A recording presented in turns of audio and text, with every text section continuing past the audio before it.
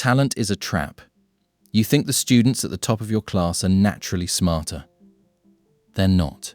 You think success is about finding what you're good at and doubling down. It's not. Angela Duckworth, a former McKinsey consultant who spent years studying West Point cadets, discovered the pattern that predicts success better than IQ, better than talent, better than socioeconomic status. She wrote it down in a book called Grit. And if you've ever watched someone with half your brain work twice as hard and wondered what they know that you don't, this is for you. You buy the planners. You watch the study motivation videos at 1 a.m. You highlight passages with colors that have names like Mildliner Apricot. And still, you feel behind. Not because you're lazy, because you're playing a different game than the people actually winning. You see the student who never seems stressed, who doesn't post studygrams, who just shows up every day with dusty highlighters and a lunchbox. And you think they must be hiding something, a secret technique, a nootropic stack, a tutor their parents hired. But here's the thing, they don't have a secret. They have a system so boring it looks invisible. And Duckworth's entire book is about that system. Angela Duckworth left a lucrative consulting career to study why some people succeed and others quit. She spent years in the field, in barracks and classrooms and spelling bee auditoriums, tracking everyone from rookie teachers to national spelling bee finalists. And she found something the self-help industry doesn't want you to hear. Passion isn't something you find.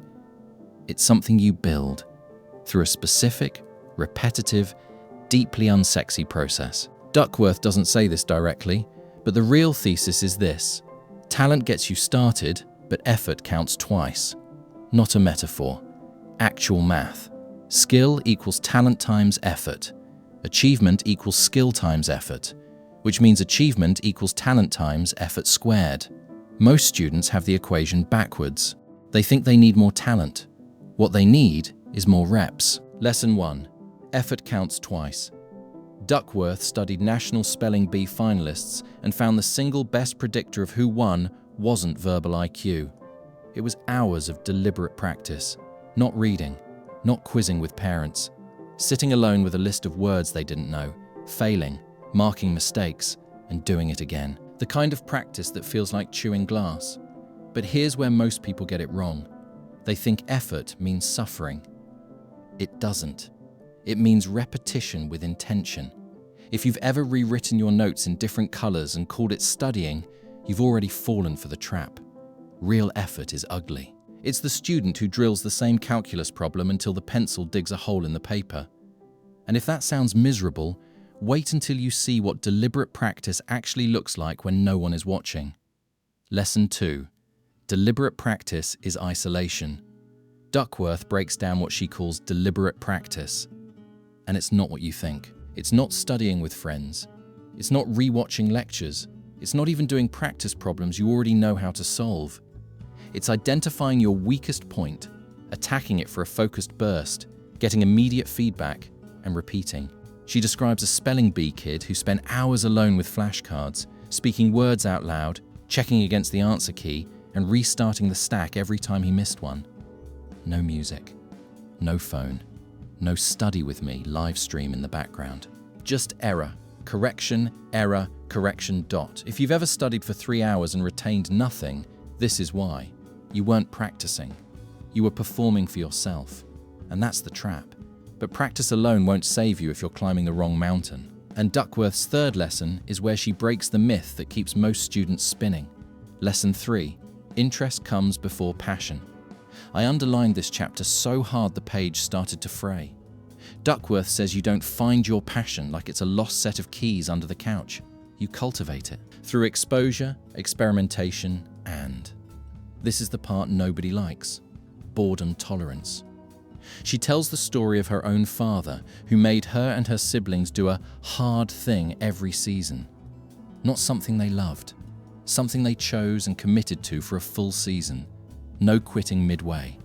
Not because quitting is morally wrong, because you can't develop passion without perseverance, and you can't develop perseverance without a track record of not quitting. If you've ever switched majors twice and called it exploring, you've already experienced the passion myth. Passion isn't lightning. It's compound interest.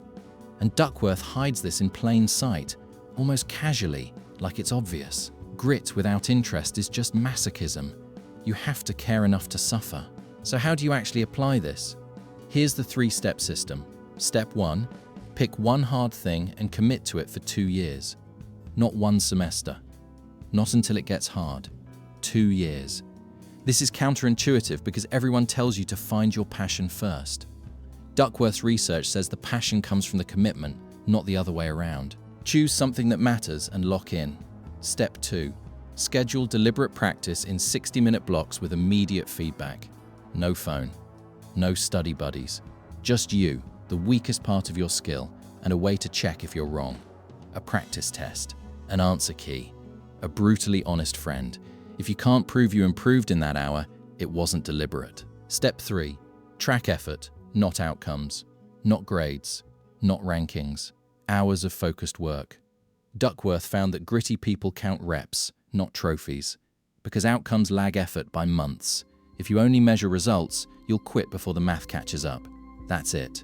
No 5 a.m. wake-ups, no 3-hour routines. This won't work if you're using grit as an excuse to beat your head against a wall. Duckworth is very clear. Grit without direction is just stubbornness. If you're failing a class because the professor is bad, grinding harder won't fix the system. The mistake most people make is reading grit and deciding they just need to suffer more. You don't. You need to suffer strategically. And honestly, some things should be quit. A toxic lab, a dead-end major, a skill you'll never use. Grit is for things worth the cost. So be real with me. Which of these 3 steps are you actually going to try? Drop it in the comments. And if this made you uncomfortable in the right way, subscribe. I make videos for people who want to build something that lasts. Start with step 1 this week. Not when the semester starts. Not when you feel ready. This week.